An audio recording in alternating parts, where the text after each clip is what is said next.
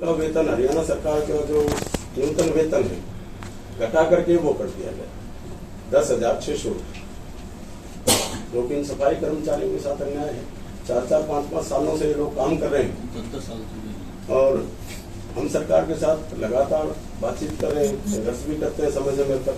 सरकार से मांग कर रहे हैं कि सफाई के कार्य से ठेकेदारी प्रथा को बिल्कुल समाप्त किया जाए और जो भी कर्मचारी हैं उनको विभाग के रोल पर रखा जाए ताकि उनका भविष्य में रेगुलर होने का हरी बात करता होगा, न्याय की बात करता होगा, गलत चीज का विरोध करता होगा तो राजकुमार सैनी जी हमारे बीच में है। उनके साथ और टीम की साथ की तरफ से आप लोगों के बीच में यहाँ पहुंचने पर मैं क्रांतिकारी अभिनंदन करता हूँ और आप लोगों से अपील करूंगा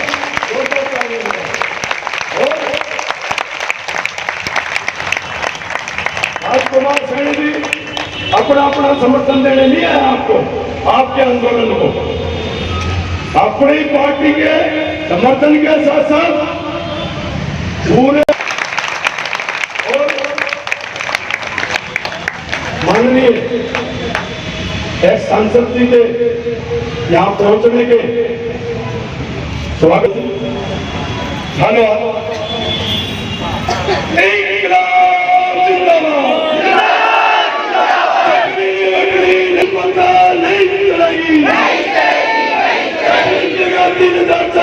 सफाई कर्मचारी को ड्यूटी पर वापस लो, ठेके रद्द करो, मेंटेनेंस के ठेके नहीं चलेंगे, कर्मचारियों को पक्का करो, समान वेतन लागू करो, सरकार मुर्दाबाद, वाले करने वाली सरकार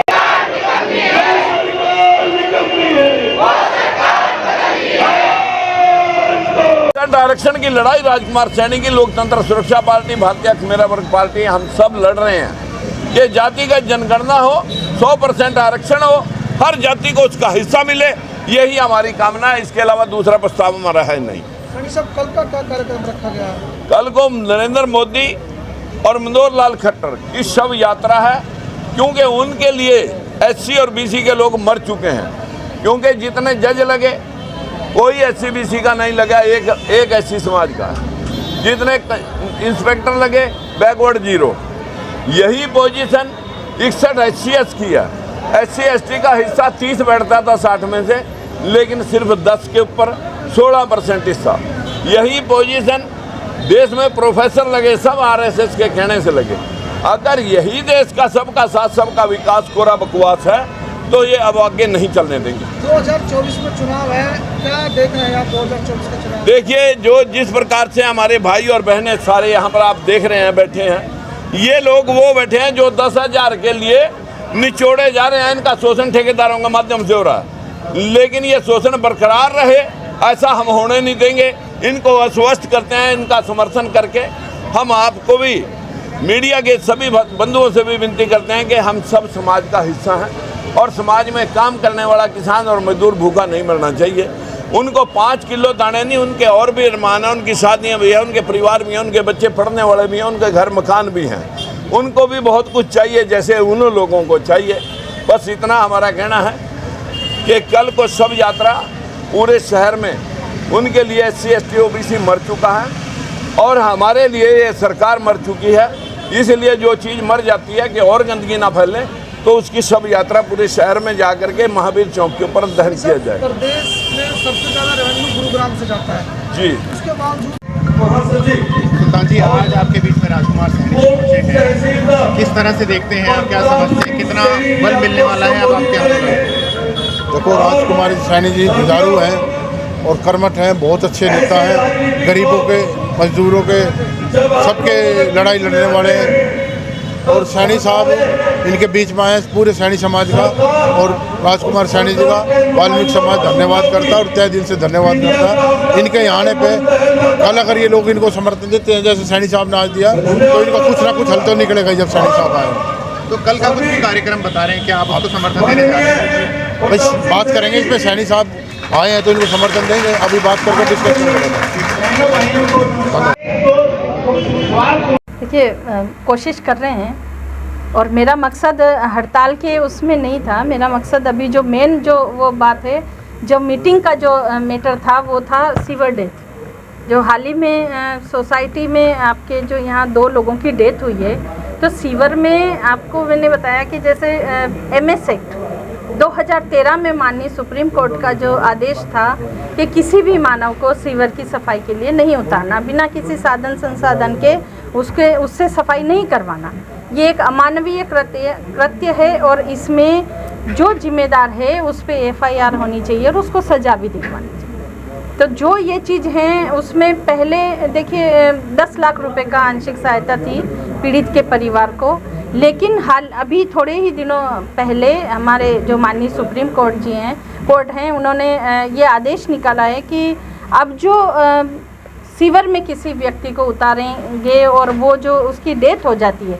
तो उसको 30 लाख रुपए की सहायता दी जाती है, और जो मतलब परमानेंटली जिसको जो अपाहिज हो गया है, काम करने में सक्षम नहीं रहा है, उसको 20 लाख रुपए देंगे, और जो आंशिक रूप से ऐसा कुछ उसको होता है तो उसको 10 लाख की सहायता दी जाती है। मतलब मीटिंग में हमने देखा आपने सख्त लहजे में नगर निगम की फटकार भी लगाई है कि भाई ये जो PF का है या ESIC का है, इसमें कहीं ना कहीं डिजिटल इंडिया चल रहा है, लेकिन साल दर अभी तक PF और ESIC अपडेट नहीं हो पा रहा है। देखिए उसमें कोई टेक्निकल इश्यूज आ रहे हैं, एक्चुअली में किसी के डॉक्यूमेंट्स में गड़बड़ है, किसी का कोई जन्म तारीख में गड़बड़ है, तो ये सारी चीज़ों को जल्दी से जल्दी सुधार के और इनका PF और इनका जो भी सैलरी है वो सब समय पे मिले, ऐसा अभी बोला गया है, और निश्चित रूप से ये जल्दी हो जाए। बढ़िया मैम इससे इधर अब जो सफाई कर्मचारी हैं आखिर इनका भविष्य क्या होगा, क्योंकि अभी बीती 11 अक्टूबर से हड़ताल पर बैठे हैं, ना इनको सैलरी मिल रही है, इनकी और भी जो मांगे हैं उनको लेकर आपने इस पर क्या कुछ आपके संज्ञान में आई हैं चीज़ें, किस तरह से अब आप इसको सॉर्ट आउट करने वाले हैं? देखिए मैंने इनसे लिखित में लिया है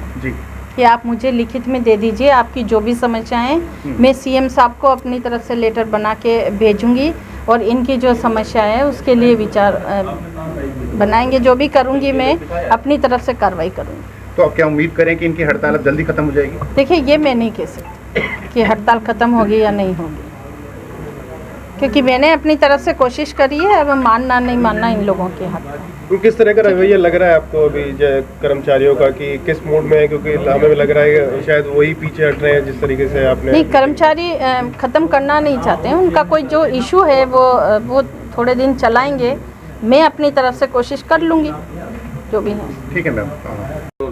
भाई आज आपकी मीटिंग हुई है, सफाई कर्मचारी बीते 11 अक्टूबर से हड़ताल पर बैठे हैं, क्या कुछ इस मीटिंग में मुद्दे रहे, क्या आपने मांगे रखी, और कितनी भी स्वीकृति बनी, क्या हम उम्मीद करें कि हड़ताल खत्म हो जाएगी? देखो यहाँ पे मीणा साहब को आना चाहिए था जी, आयोग आया हुआ है, मीणा साहब इस मीटिंग में भी नहीं आया और पहले भी नहीं आए, तो मीणा साहब आयोग को कुछ नहीं समझते। मीणा साहब के अंदर अहम है, ठीक है, तो सुनने के लिए अब कार्य जो सफाई का है वो मीणा साहब कराते हैं, प्रिंसिपल मीणा साहब हैं, और आयोग खुद आया तो मीणा साहब को आना चाहिए, निर्णय जब भी निकलता। अभी कोई निर्णय नहीं लिया, कोई निर्णय नहीं निकला। मैडम को लेटर दिवाया इनकी संघ की तरफ से, सफाई कर्मचारियों की तरफ से और वाल्मीकि समाज की तरफ से भी, तो इनका कुछ निर्णय। मतलब जो आज की मीटिंग रही वो महज एक दिखावा है, इसमें कुछ सॉल्यूशन नहीं निकला। गुरुग्राम में इस तरह के कूड़े के ढेर लगते रहेंगे और ये हड़ताल अभी बंद नहीं होगी जब तक। अब मैडम कह रही है मैं CM साहब को लेटर लिखूंगी, लेटर लिखने से अगर इनका भला होता है तो भी टाइम लगेगा, वो एकदम तो होगा नहीं। कितने दिन का आपसे टाइम मांगा है कि इतने दिन के अंदर ये आपको दोबारा सूचित करेंगे, दोबारा आपसे आके मिलेंगे? ये समाधान हो ही नहीं सकता इनका, तो पिछली दिवाली भी काली दिवाली गई है, ये दिवाली भी काली गई है। पिस तो गरीब लोग रहे हैं, जो ये गरीब लोग हैं पिस ही रहे हैं। इनकी प्रधानों की राजनीति चल रही है और इनका अफसरों का तनाव चल रहा है, तो पिस तो समाज रहा है ना, वाल्मीकि समाज, तो इनका तो मेरे को लगता नहीं इनका होगा कुछ। तो आपको क्या लगता है कि क्यों निगम कमिश्नर यहाँ नहीं पहुँचे? कमिश्नर साहब आयोग को कुछ नहीं समझते, इन लोगों को कुछ नहीं समझते। अगर उन्होंने समाधान करना होता तो यहाँ थे। तो मीटिंग के अलावा आपने उनसे मिलने की कोशिश की? हम पहले मिले हैं और कोशिश करेंगे मिलने की, दोबारा हम मिलने की कोशिश करेंगे।